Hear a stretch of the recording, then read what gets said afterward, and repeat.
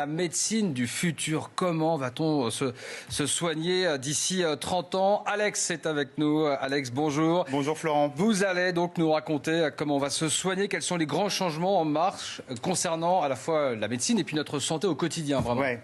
Alors ce qu'on peut dire, c'est que la médecine du futur va clairement bénéficier des innovations technologiques. Et parmi les grandes révolutions à venir, l'imagerie médicale, qui fait des progrès absolument fulgurants, si bien que d'ici 2050, nous allons tous pouvoir disposer de notre double numérique. Alors ça veut dire quoi avoir un double numérique?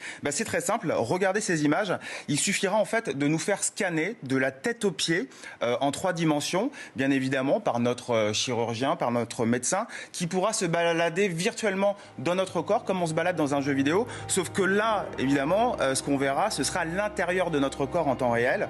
Donc le médecin, le chirurgien pourra visiter les moindres recoins de notre anatomie sans rien endommager. Donc c'est absolument révolutionnaire. On sait que voilà, il y a des examens qui sont parfois douloureux, qui prennent du temps, parfois sous anesthésie générale.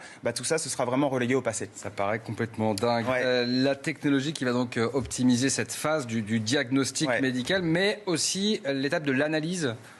Oui, absolument. Et, en 2050, fini les analyses médicales lentes et coûteuses, et fini également l'angoisse liée à l'attente des résultats, puisque nous aurons tous à notre portée un laboratoire sur puce. Alors, un laboratoire sur puce, c'est quoi? C'est très simple, c'est un accessoire pas plus grand qu'une carte de visite, où en gros, avec une seule goutte de votre sang, il sera possible de diagnostiquer plus de 100 maladies, et tout ça en moins de 10 minutes. Alors, ça ressemble à de la science-fiction, et pourtant, ce futur est déjà en marche grâce à Luc Gervais, un ingénieur suisse que nous avons rencontré et qui nous présente son innovation. Le laboratoire sur puce est composé de 2 composantes principales. La puce microfluidique, qui est jetable, et le lecteur, qui est réutilisable. Il est très facile d'utilisation. Je commence en me piquant le doigt. Je prends une goutte de sang que j'insère ensuite sur la puce microfluidique.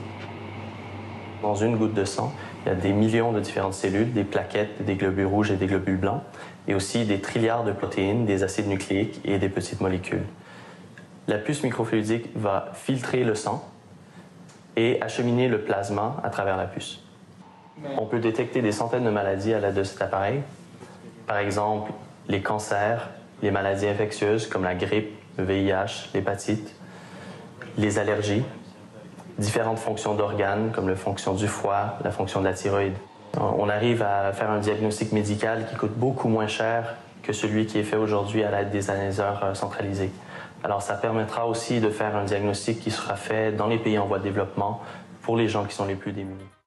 Donc on va consulter notre bulletin de santé comme on consulte un bulletin météo en fait. Ouais, c'est un petit peu ça, absolument. Mais l'autre bond en avant à venir d'ici 2050, c'est vraiment la médecine régénérative qui pourrait nous permettre de réparer nos organes grâce à l'impression 3D et grâce